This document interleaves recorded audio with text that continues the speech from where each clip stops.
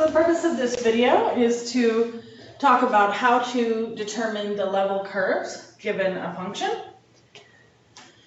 So we'll start with the example z is equal to x plus y. And we're asked to find the level curves at c equals -2, 1, 2, and 5.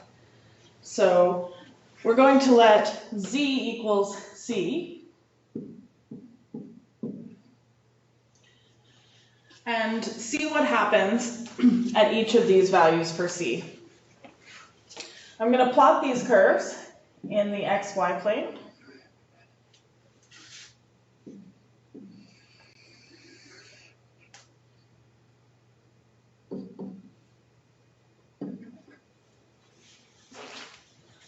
So first of all, when c is equal to -2, we have x plus y equal to -2.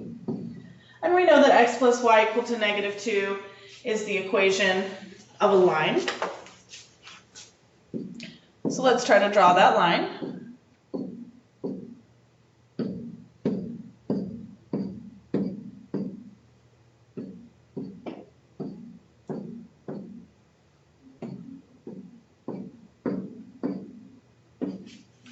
So if I put in x equal to 0, I get y equal to -2. So when x is 0, y is -2. If I put in y equal to 0, I get x equal to -2. So that is also a point on my line. Then the line is the curve connecting these 2 points.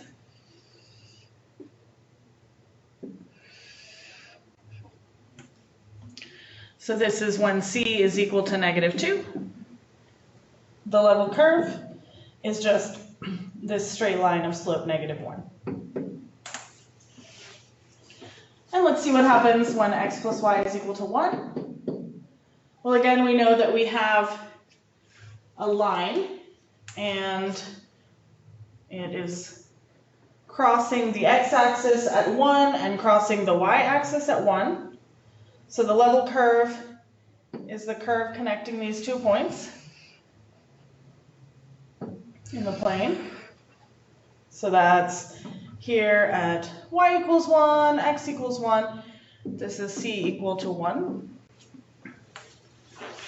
Similarly, when x plus y is equal to 2,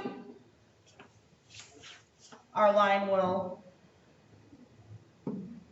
pass through these 2 points.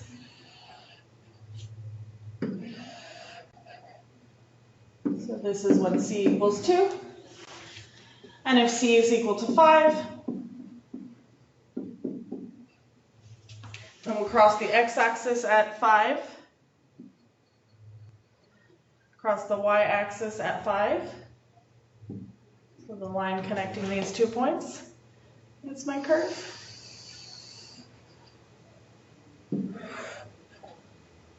C equals 5. So the set of level curves for this function, we can see, it's just a set of parallel lines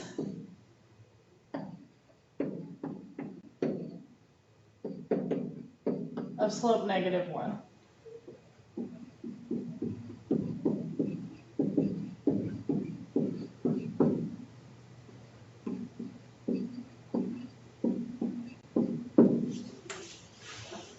So let's look at one more example.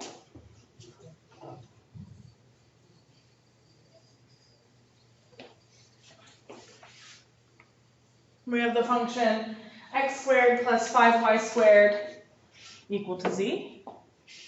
And we want to see the level curves when c is 0, 1, 2, 3, and 4.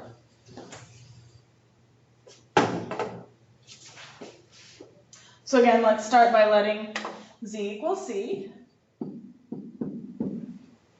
So it's like we're fixing a height of z, and at that particular height, we want to see what's going on in the xy plane. What is the relationship between x and y? So again, I'll draw my big axes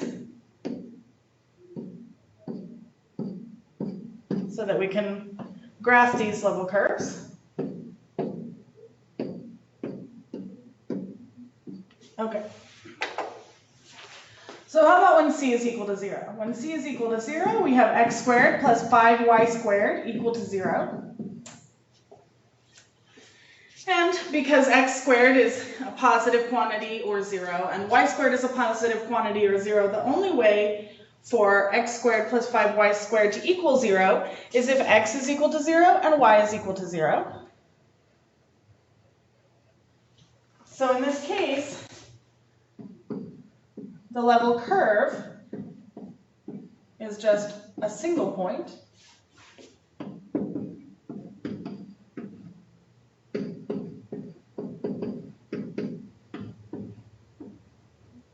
In the xy plane. Okay, what about when c is equal to 1? So then we'd have x squared plus 5y squared equal to 1.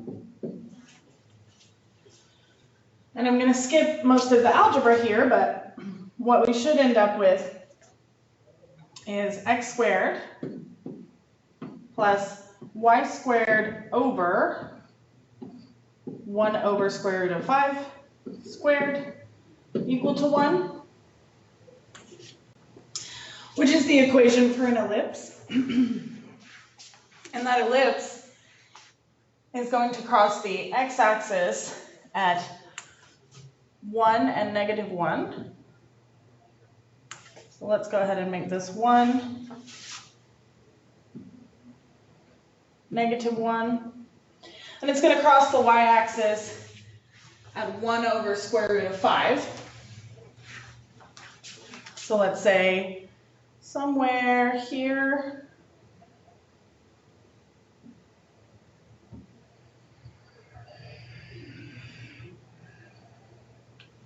So the curve is going to look something like that. This height is 1 over square root of 5. This is minus 1 over square root of 5. So that's the level curve for c equal to 1.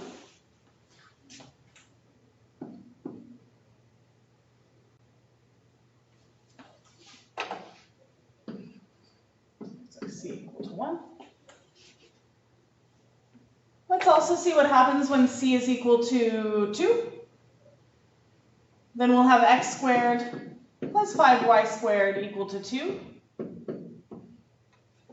And again, skipping most of the algebra, we should be able to rewrite this as x squared over square root of 2 squared plus y squared over square root of 2 over square root of 5 squared equal to 1. So that is also the equation for an ellipse. And going back over to my graph here, it's going to look something like this. Say this is square root of 2.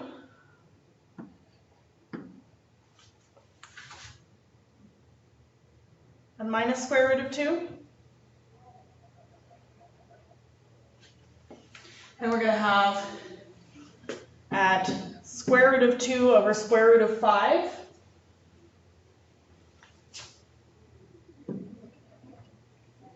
And minus square root of 2 over minus square root of 5.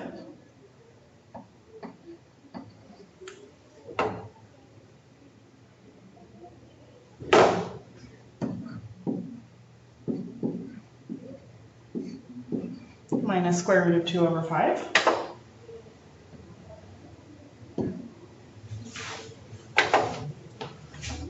So connecting the dots, we have, again, an ellipse.